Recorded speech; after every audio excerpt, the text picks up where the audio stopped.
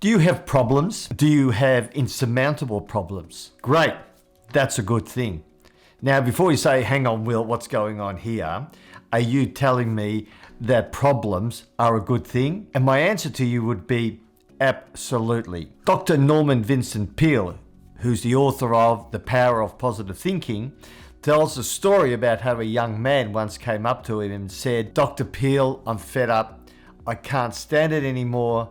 I'm sick of all these problems I have to face every day. I just wish I could go somewhere where there weren't any problems. So Dr. Peale said, follow me, young man. And he put him in his car and they drove to the local cemetery.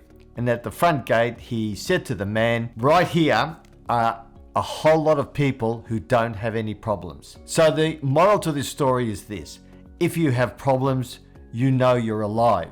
And the second benefit of having a problem, apart from being alive, is that problems allow you to move forward. Mr. Rohn once said that getting to the moon and back in 1969 was simply a process of solving one problem after another. Now, having problems is not an easy thing to have. Yes, it might tell you you're alive, and yes, it may push you forward, but how do you solve them? You can't move forward unless you actually solve the problems that you're facing. And in this video, I want to share with you the 3 questions that Mr. Rohn taught me that will allow you to solve any problem that you're currently facing.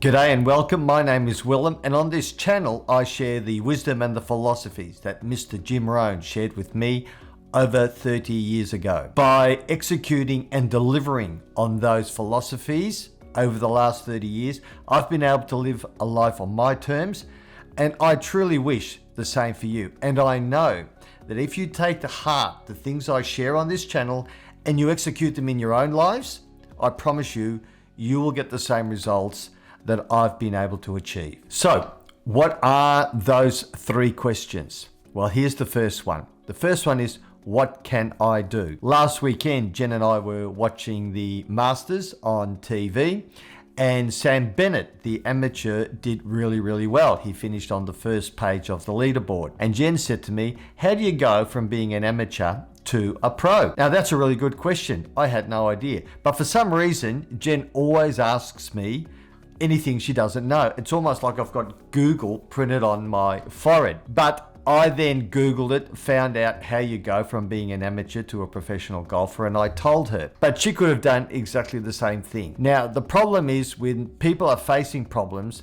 they often don't give enough credence to how much ability they already have to solve the problem they are facing.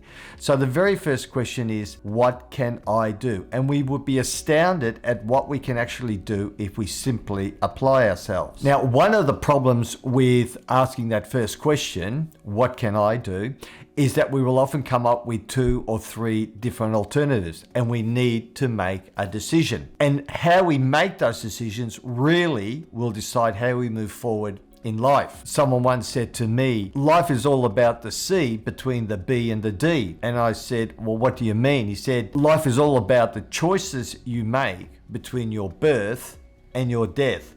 And I've never forgotten that. It's all about the choices. It's all about the decisions we make. In the summer of 1772, Ben Franklin received a letter from his friend Priestley. Now, Priestley was in a bit of a dilemma.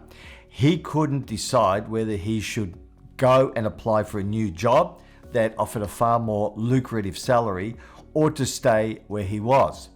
Now, rather than giving him direct advice and saying either take that job or stay where you are, Benjamin Franklin did a wonderful thing.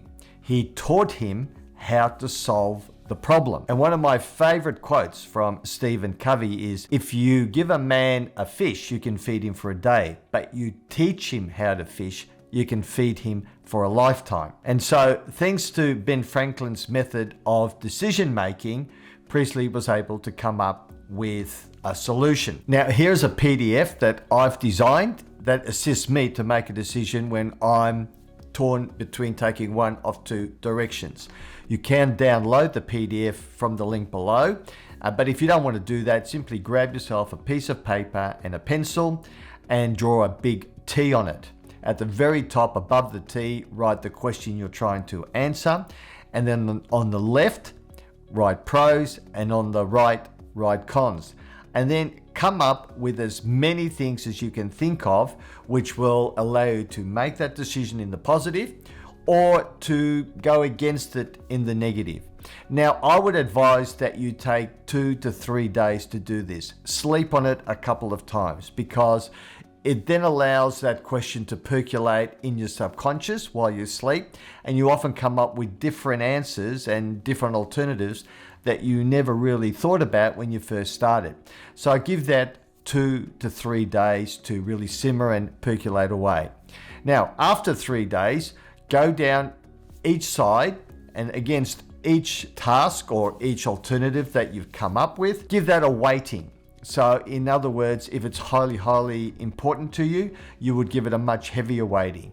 If it's lesser important, you'd obviously give it a lower rating. So when you've done all that, you simply add up the totals at the bottom, and you should now have a fairly definitive answer to the question you put at the top of the page. So there's Ben Franklin's method of decision making.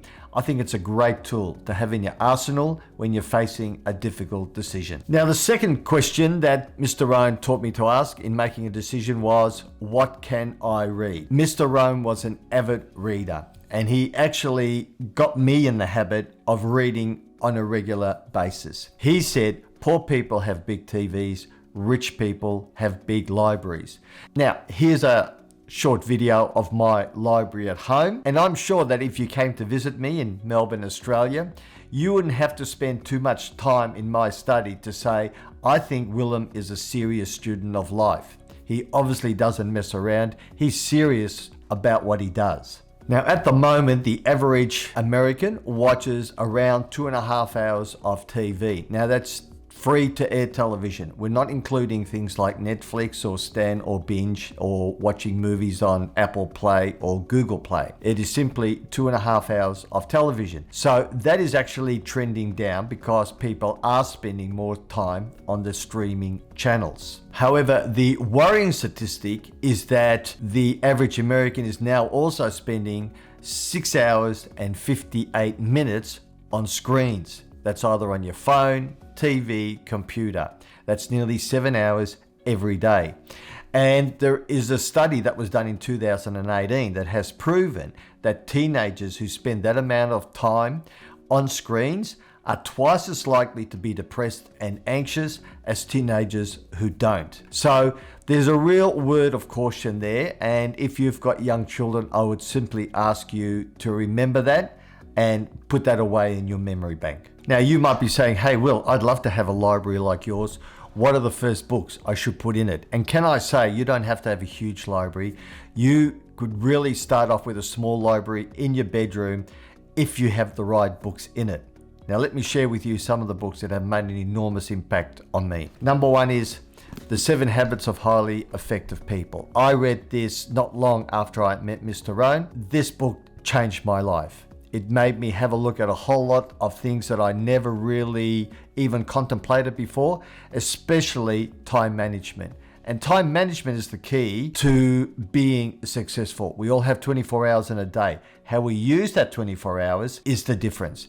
And this book tells you how to make the most of every 24 hours that you have. This book, The E-Myth by Michael Gerber, taught me how to run a business.